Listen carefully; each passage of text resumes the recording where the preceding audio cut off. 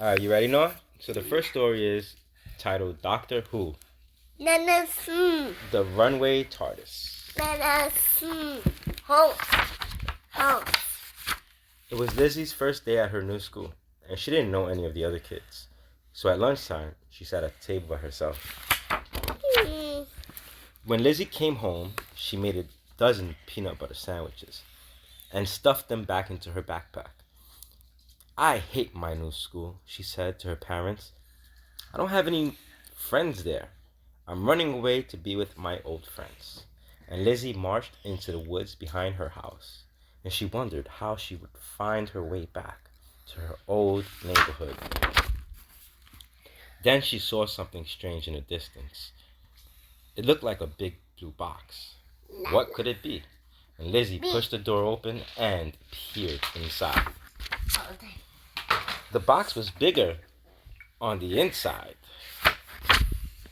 In the center of the room was a control panel covered in buttons and levers and dials, and Lizzie stood on her tiptoes to look at the controls and dropped her sandwich down the slot. Suddenly, the door swung open with a crash, and Lizzie curled up under the control panel to hide. And Lizzie saw a woman wearing a long coat stride into the room, and she pressed a button and pulled the lever and spun a dial. A strange sound filled the air. Suddenly the floor shook, red lights flashed, an alarm blared, and Lizzie rolled out from underneath the control panel. What happened to the TARDIS? And who are you? Who are you? I'm the doctor. Doctor Who? Just the doctor. And the doctor opened the TARDIS door. And Lizzie saw that they were in outer space. And the TARDIS is malfunctioning. I meant to go to the Sifrax galaxy, not Bruhaha 995 galaxy. Is this a spaceship? Of course not. It's a time and spaceship. If this is a spaceship, does that mean you're an alien? Indeed I am. But you look like a human. Maybe you look like a Time Lord. And did you by any chance get peanut butter into the console? I did. I'm sorry. My sonic screwdriver is useless on peanut butter, and I've lost my toolbox. And we'll have to travel using the random generator button. How fun. The doctor pressed a big red button, and when she opened the door again, they were in the middle of a field full of dinosaurs. Brilliant, said the doctor. Get us out of here, said Lizzie. The doctor pressed the button again, and this time, when she opened the door, they were in Egypt. And Lizzie recognized the pyramids and the Great Sphinx from her history books.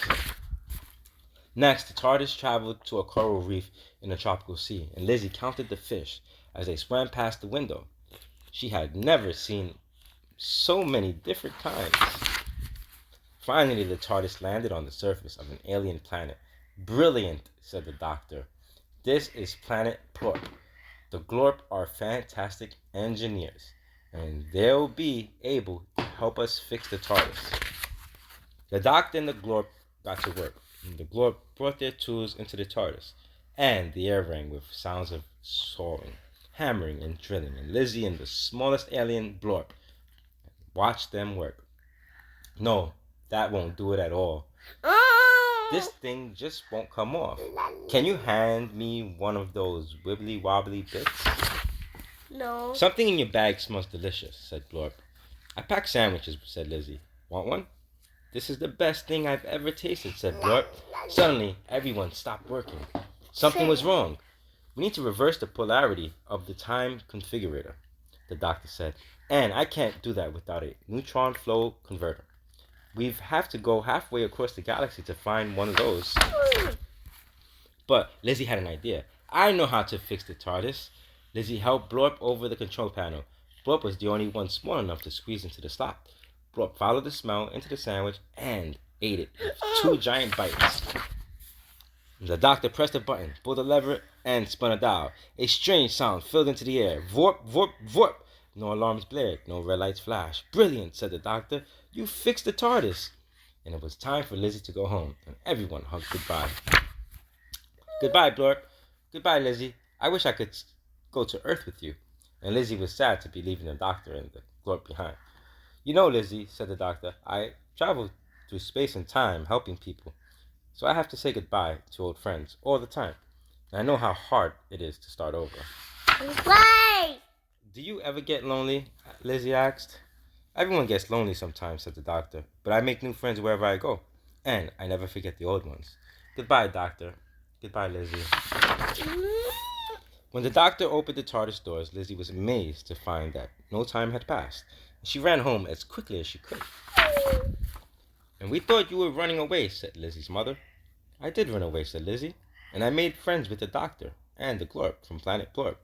I guess making human friends at my new school won't be so hard after all.